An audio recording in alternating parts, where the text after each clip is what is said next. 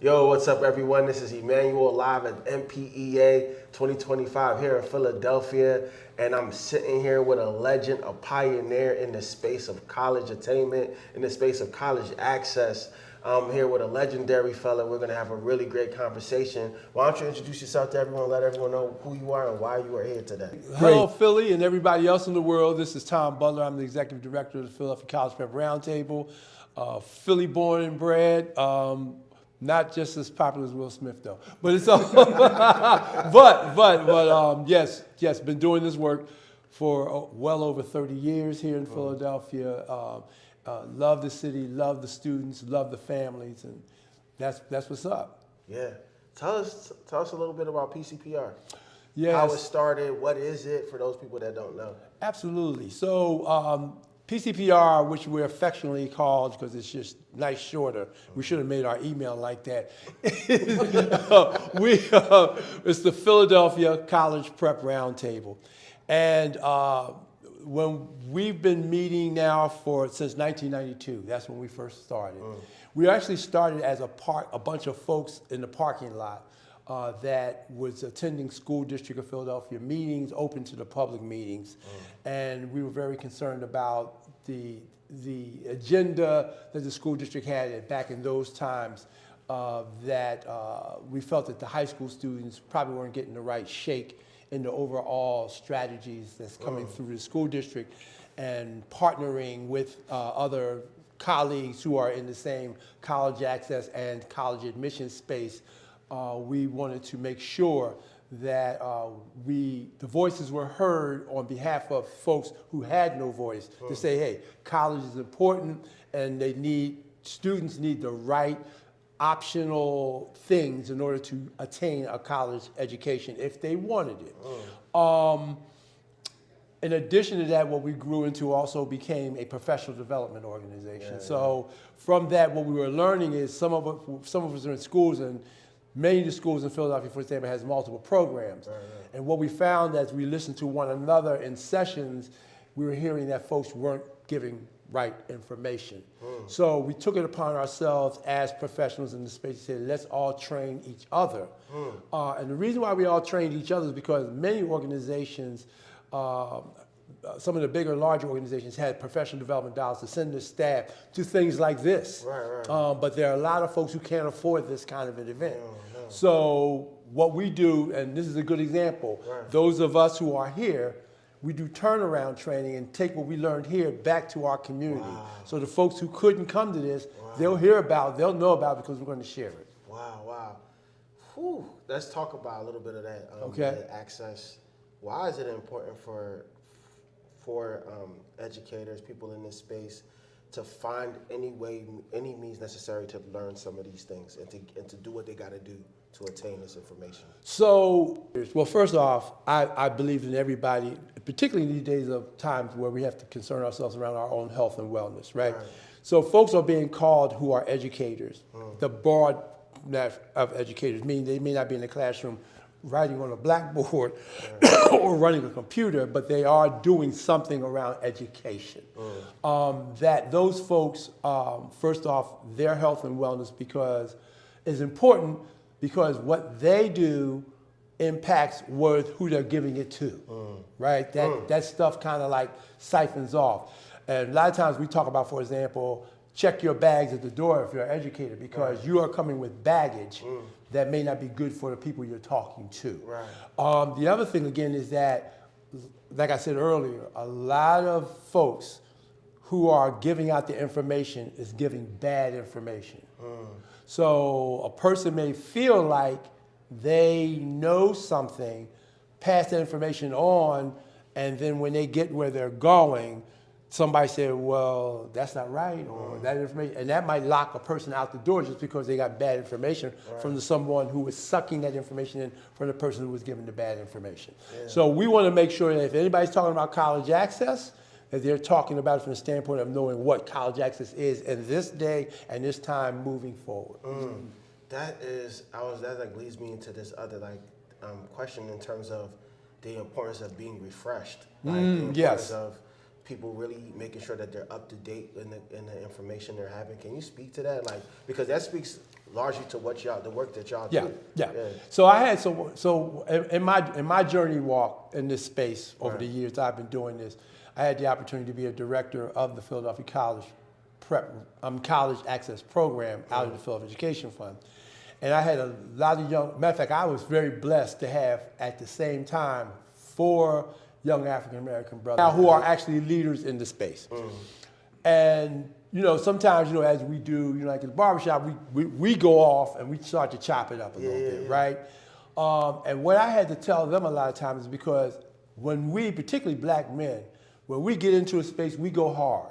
Yeah. We all are all in. Yeah. So when we find a space, and particularly these particular 4 men, they were the kind of guys that would do this stuff 24/7, meaning that while their time clock ended maybe at 4 or 5 o'clock in the evening, they're giving their students phone numbers and stuff to call them after hours. They're doing the things like doing the extra things with their students after work hours just to help them along. Long story short, what I would have to tell them, what's bringing this up for me is when you just said refresh. One of the pieces of advice I always tell young folks, that I used to tell them all the time in this space, you have to stop, because the students you serve, while all well-intentioned, they will drink from your well and your well will go dry. You have to take a time to break away, refresh your well, get more water in there, because you're not, after a point in time, if they suck you dry, you have nothing else to give them.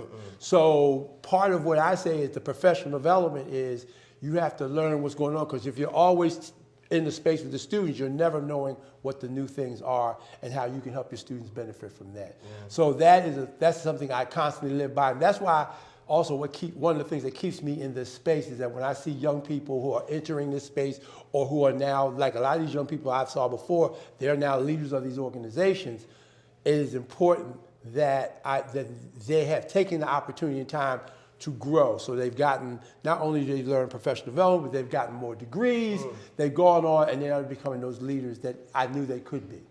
Wow. And for where you're at right now, and all the stuff that you've done, for those people that are watching that are wondering, okay, like what kind of programs, what kind of recommendations can you give them? Obviously, definitely PCPR, you need to plug into that, but other things that might have helped you along your journey to get to this point. So what part of my blessing is that actually, I don't consider myself a scholar or academician. I mean, I have a master's degree and I've gotten through it. I struggled to get that master's degree. But I'm also an applied learner, meaning that I have to do it and then the theory makes sense, right? I am too. Right. So my thing was coming along and going through. My strength power is in the networking and the connecting. So when I would meet people in my early days of this work, when I got a business card, I'm kind of like the Kevin Hart, without making his kind of money, but I call myself on the Kevin Hart method, meaning that when I got a business card, back in those days, PDAs had just started out. Like you had a little PDA, and didn't do a phone or anything like that. It was just a little handheld computer, right? I would always make sure I would put that person's information in that PDA. I have so on my LinkedIn page, I kept that strategy going. On my LinkedIn page, I have over 10,000 connections on LinkedIn. Am I talking to all of them? No, I'm not. However, I can always call on them, and my information is always going out to somebody. Right. That's been my power. My power has been social capital. And that's where I've leveraged. So again, like I said, I haven't written a whole lot of papers, and I don't have a whole lot of research. But again, my social connections and my bringing people together is what my power is. Gotcha, and that's kind of helped you learn and figure out where to go and Absolutely. What to pull from. Absolutely. That is amazing. Speaking about network, we was at the session yesterday. Yes. On CASE. Could you let people know what CASE is, and then in addition to that, what is PCPR doing with CASE? What's going on with that? Well, so PCPR is invested again in Philadelphia, and anything that looks, feels, and sound positive and good for the city, particularly from a college access standpoint, of course. That's where we want to be. Right. We have, I guess, enough, again, social capital that we could actually stay in that space and people will come and look to us. Right. I want to say I would earmark that when Farrah gave me the call and asked, I played hardball, but really I was like down as soon as she made the call. And that's because, again, I'm more for the connecting and really kind of coming together on it. I've been an admirer of Farrah for many, many years from all of her work, and particularly more so I've been introduced to her through her work on ABC on the Sunday morning program where she would get on and talk there. So when she came to what I call the education space and took over the Philadelphia Education Fund, I just thought that was a great thing. I always wanted to get to know her better from that standpoint. Then come to find out when she made a call and said, there were conversations, things we were having, because again, the programs that she runs and ours is similar. But again, when she made the phone call and she said, I'm putting together this network and blah, blah, blah, blah, I said, okay, you're saying the right things. I don't know if I want to do this more time. In all honesty, I don't know, because every time we do one of these, they just kind of fall apart. But she spoke to me in a way that made sense. And that then when I've also found out that the one thing with all these other networks that we had put together, found out that one of the things that holds these networks together is funding. And to find out that she had the funding to make this happen. The other key piece that more importantly that she did was that a lot of us as college access programs, we are peripheral to the students in the school buildings. The primary people are the people in the buildings, right? So when she explained the story and how she had talked with the school district of Philadelphia, and the school district of Philadelphia said, yes, we love your concept, we love your idea, we want to partner, that made sense to me. Or the one entity that we had not ever really landed in when we all as networks outside of the school district would meet. We would do things for the school district. Some might even say to the school district, but the fact that the school district was in the space, that landed it for me. Why was it so important to connect with the school district? I know it's probably a simple question, but yeah. It's okay. We can put it on. We can put it on film. Yeah. The reason why it's important, the school district, because again, they're like the parents. Yeah. If you are you can't, you're dealing with students and you may be doing great work with them after school, out of the house. But where the stuff really happens is in the house. You want the blessings of the parent as well, right? And then that just kind of closes in the net and makes it make sense. That's a fact. Yeah. Let's do some history. Okay. So y'all tracking back to the 90s in the parking lot. Yes. Developing that all the way till today. Yeah. The moves y'all was making, y'all was instrumental in FAFSA last year, because I was in them sessions. I went to 1 or 2 study sessions to learn. Sure. Talk to us about some of the highlights from between the 90s and now, some of the key moments that helped y'all keep going and be where y'all at. Yeah, so I think that, well, first off, again, Philadelphia College Prep Roundtable is more than just a thing for me, it's a passion point. So I was going to live and die with Philadelphia College Prep Roundtable. Key points in times was, I would say, so we started in 92. In 1999, when the school district got the first Gear Up grant, I actually went to work inside the school district. One of my first asks, and this wasn't a negotiation thing. This was like, I said, look, we got this little group outside here that we're working with. It would be wonderful for us not to always be pointing a finger at you and talking about you. It would be great for you to partner, be inside of it. And my supervisor at that time, Mary Jane Clancy, said, sure, it makes sense. School district will be part of the Philadelphia College Prep Roundtable. So that's big benchmark number one. The next big benchmark that came soon after that was we developed a website, because before that, we were doing everything on a listserv. Right. So I don't know if you're old enough to know about the old-fashioned Yahoo listservs. Kinda. Okay. Yeah. So we morphed from the listserv aspect into this whole notion of a website. That was the next big time that we said. I think I'm going to say personally, there's probably some other points in between then. But the next big moment was when Mayor Mike Another announced that part of his priorities was college attainment. Yeah. And we were asked to come to the table to be part of his vision and his thinking. Yeah. And so that was the next big time for us because we got to spaces, while we were in a college access space up until that point, if now we're at the table with policymakers, with higher education and so forth and so forth. That was the next big turn time for me. And then I think selfishly, the next big time was when I left Philadelphia to live, I lived outside, went to Atlanta. I asked the question of my leadership, do we keep going with Philadelphia College Prep Roundtable or do we sunset? They said, no, we're going to keep it going. I went to Atlanta and said, okay, I will stay with it, I will administrate it, but you guys here in Philly are going to have to just take it over and make sure it happens. It kind of slid off because folks in their lives had things they had to do. Right. So I returned, not back to Philly, but I got back into the space. And for me, selfishly, that became the biggest point because we had literally kind of, if you want to think about it, we went back down to the bare bones. Have meetings, have email messages. And now we're back in a space where we're bigger and better than we were before in terms of helping to set policy, helping to think about how folks navigate systems, and that we are called on to be part of folks thinking. We don't have to knock on people's doors anymore. People will come and ask us, will you be part of this? We need you. Yeah, that is amazing. That's awesome. That's a testimony to the grind. That's a testimony Yes, sir. to the hard work. And Yes, sir. From having that small contingency in the parking lot to taking the step to make sure you connect with the right people to something that what it is now speaks a lot to the importance of networking and collaboration. Just one last question on this before I go into the quick fire questions. Okay. When you think about networking and collaboration, and we're gonna speak to students out there that are like they don't understand they may not understand the importance of the gravity of it.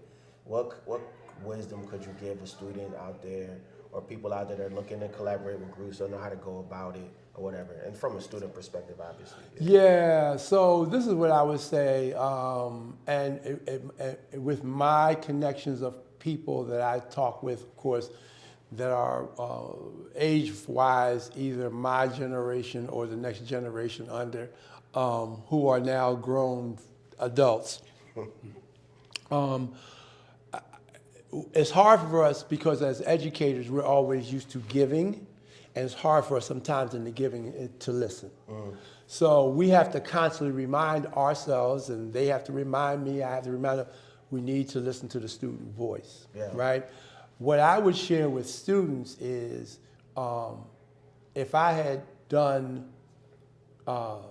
networking in and of itself, purely in the networking space, a lot younger, I probably would have been here at a much younger age. And let me try to make a brief story in terms of what I mean by that. So I was always the kid in school who was in student leadership. I was always tapped on the shoulder to say, you should be in student government, you should be a student council, whatever. I was always in some leadership role, not by my own doing, but by some adult tapping me on the shoulder and saying, this is for you. We want you to do this. When we had our first black president, Barack Obama, and I learned about his background and how he was a community organizer. When I was coming through school, little did I know, no one knew to tell me this, but I was being trained to be an organizer. And I learned this through Barack Obama, right? So here I am, probably older to be Barack Obama's dad, right? But learning that was a thing. And that always has been a thing, right? Because I am a child of the civil rights movement, right? But I never was that close to it like this. So my point is to this for students. Your net worth is your what? Is your network of your networks. So stay viable by staying connected to people, not just people in general, but the right kind of folks who can make a connection for you somewhere else. And keep that movement going, but always know that you have something to give to somebody else. Because if somebody's tapping you to say, hey, you got something, that means you have something to give to someone else. That's so good. Yeah, in your like networking and connecting everything like that, did you have mentors along the way? Oh man. That, again, that's what I do, meaning that I need mentors to do that. So yes, and that's one of the things I learned actually organically. Right. So we all have mentors, and a lot of times you think of traditional mentors, that one who's somebody who can put their hands on you. Mm-hmm. What we don't really realize is that if we're watching or following somebody, a lot of times that's a mentor. Mm. It's an indirect pathway. Mm. But I will say, I think, so yes, throughout my life I have mentors. But I do want to mention one name. Yeah. Because when I was hired at with the College Access Program, and I was tapped to become the director or the managing director for the program. It was by way of, first off, a woman by the name of Carol Fixman, Dr. Carol Fixman, who was the director at that point in time. But then there is a brother by the name of Dr. Warren Simmons. And I want to call him out because Dr. Simmons was the first black male executive director of the Philadelphia Education Fund. Wow. And he's the coolest dude, PhD dude you ever want to know. He's New York City guy. I follow him on Facebook. You know, his stuff now. He's retired, but he's always kind of showing stuff where he's some exotic place with no shirt on. but I call out Warren because Warren took me into his office one day. I had a question. Mm-hmm. So this is the first African American male of this level that I had an opportunity to ask a question about my occupational next steps. Mm. And I said, I'm in this role now. I'm in this role being a director of the program. I'm watching people, and I'm noticing that people who are moving on to the next levels have their doctorate degrees. I said, do I need a doctorate, but should I go for a doctorate?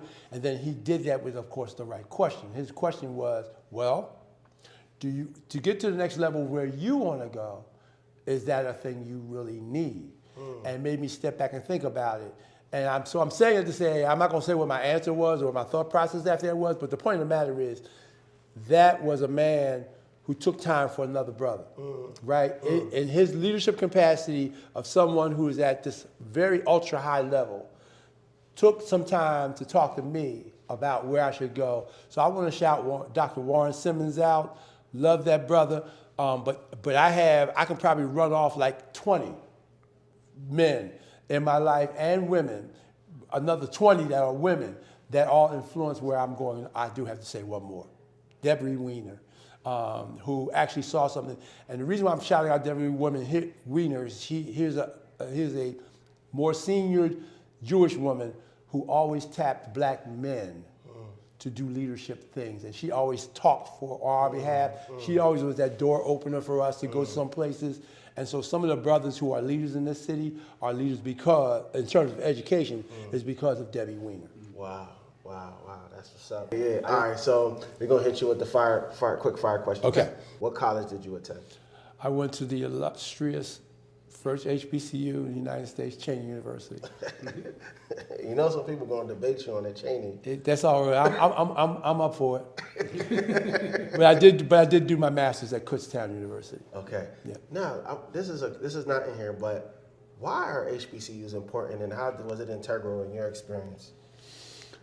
So HBCUs are important because just from the legacy, if you go back to the beginnings, they were the places where nobody else would take us, and we were the abolitionists and folks like that. You know, the churches, because most of the HBCUs you'll find are rooted in some church of some kind. But it was just important that we had these places, and I by the way, I'm gonna take the privilege to say that we have an organization called Fellows, which is here in Philadelphia. I'm the chair of the board, and we focus on HBCUs for young people. So we've taken upon ourselves to go a little further than most folks know about it, to talk to young people about HBCUs and the importance. So HBCUs are still a place of importance, and usually societal issues such as what's happening now really kind of leans into our students having a place where they can feel safe, secure, that they can, and their wellness is important so that they can learn at the levels they need to learn without interference of other societal things. Yeah, that makes a lot of sense. So you could have went to any college. By the way, my cousin is a graduate of Cheney. Okay.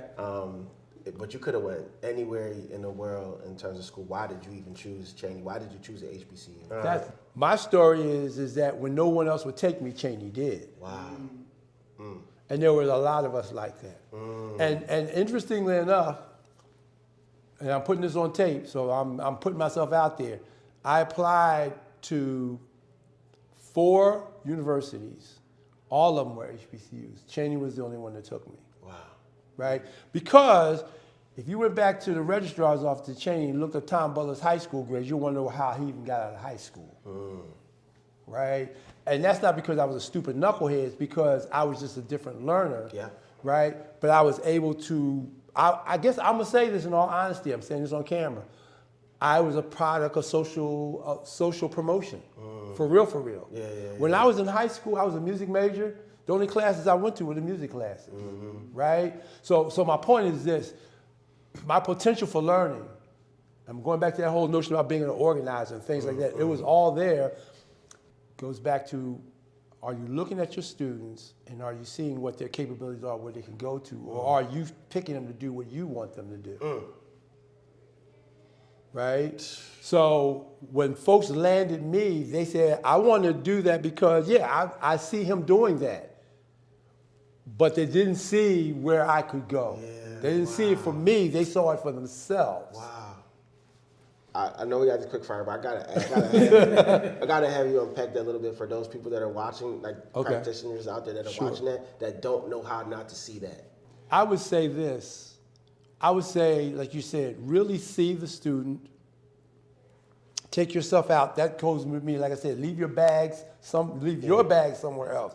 See them for who they really are and their potential, and reinforce that. Nurture that piece. Don't force it, but nurture it. And I never was forced, so I don't want to make it seem like that was my lot. Everybody who pushed me along that I can give by name loved me to the point that they loved me like that. But again, they loved me for what they saw and not necessarily what I could potentially be. And let me give it from this example, because I was a music student. So while, and in this leadership space, of course, being the adult advising me, they're based on their own knowledge, they're saying, this is a great path for you. I can see you doing this. And you will excel at this because I know you will, right?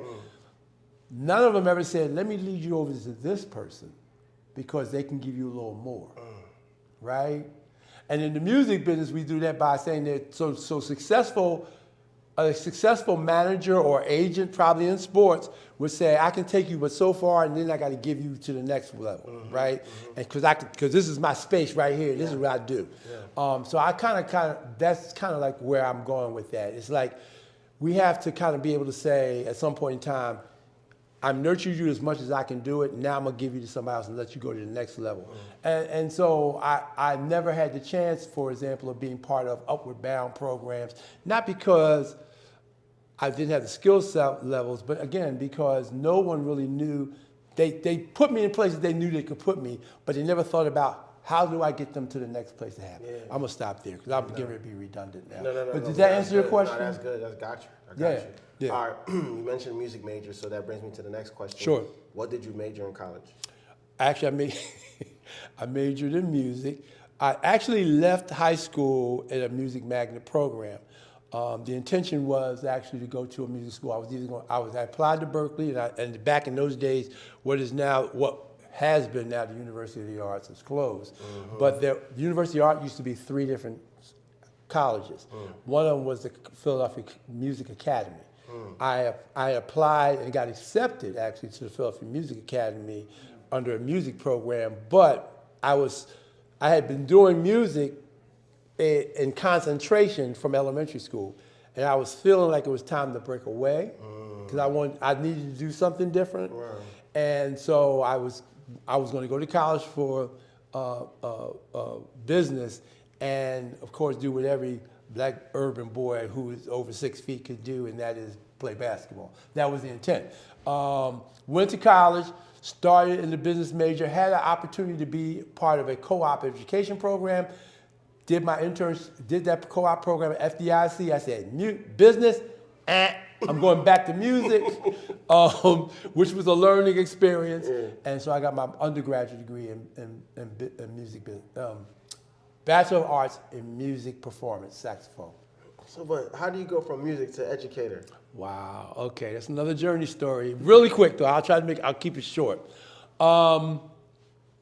So I took a long time to finish my undergraduate degree because I was bouncing in and out of college because I was going on the road as a musician a lot. And when I came back, the last time meaning that I was going to finish, I had less than a year's worth of credits to finish my undergraduate degree. There's a whole nother tree branch story inside of there, but the tree branch story, this is what happened. I finished my undergraduate degree. I did something that got the president's attention. He hired me to work in college admissions. I had no idea what college admissions was. I had never talked to a college admissions recruiter before. Wow. I'd never talked to my high school guidance counselor ever. Anyway, long story short is I went in admissions. I loved it. Wow. A lot of the transferable skills because I was a musician, so I was a performing artist, so it was easy to stand up from people and talk and do the whole kind of thing. So all those transferable skills fell in place. Again, this is kind of just naturally. This is organic. I didn't learn or read anything about that kind of stuff. Long story short, though, is I fell in love with it so much I said I wanted to actually become a director of admissions at a college.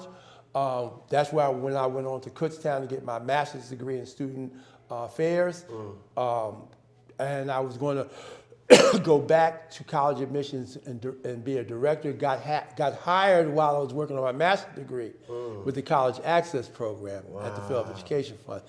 Got in that space, never left it. Wow. That's amazing. Two last questions. Sure. What was your favorite college memory? When I finally did get to the point of getting my bachelor's degree, it really felt very fulfilling, meaning that by that time, I was 33 years of age. So I started out as a traditional age student, I straight out of high school, so to speak, well, a year after high school. And so to get my degree, and when I came back to finish up my last year, senior year, I did spend a lot of time with the students because I was, again, I didn't have to do any performing stuff, but I spent a lot of time with the students in the band and stuff like that. So I had a lot of time to engage with younger people, right? Because they were new in college or they were young, and I was 33, right? But I always felt young at heart anyway. So, so I had the opportunity at graduation, got past my comprehensives, and I was asked to play a solo at graduation. So that I'm gonna lay that for the purpose of this as my most popular thing. I think one of the things though on the social side for real, and if you can just bear with me for another 30 seconds, you can cut this if you want. But I think what I really also favorite was the social part of college. I hate to say that because when I talk to students in person, but I will say this.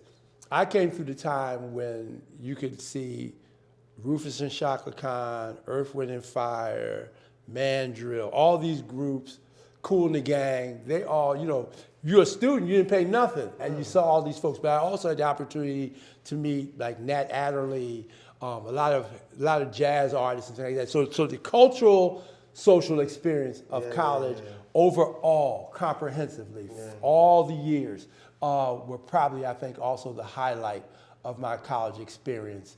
And then see, as I'm thinking, I'm talking, the opportunity to travel to other colleges and meet other students and from other places, that's a thing. But I think I would highlight it because I was a music person, the experiences of the culture of the music, and I had an opportunity again to experience everything from at that time R&B, because there was no hip hop back then. Hadn't quite come along yet. But R&B through Earth, Wind, and Fire and all those kind of things, through hearing jazz and hearing cultural orchestras and things like that, having the opportunity to travel with the band and the choir of the university. Those were great experiences. Very dope. All right, last question is, if you could say one thing to your high school self, what would that be? Ooh, okay. So Tom, don't skip any more classes anymore, and take, and you be, Tom Butler, you be your own advocate. Meaning that, as I said earlier, don't wait for an adult to tell you what your next steps should be. Investigate for yourself, research for yourself, and ask the right questions of how can you go to the next level. Because while you may be talking to adults who have your best interests at heart, they always don't know all the paths that you could take. And there's always another path that you could be looking at and you could get engaged with. So do that thing. Keep your strength and your powers up, because you're that dude. That was perfect. Thank you so much. Thank you, my brother. So much, sir. I appreciate it. This Oh, was no dope. doubt. This was dope. That's a wrap, y'all.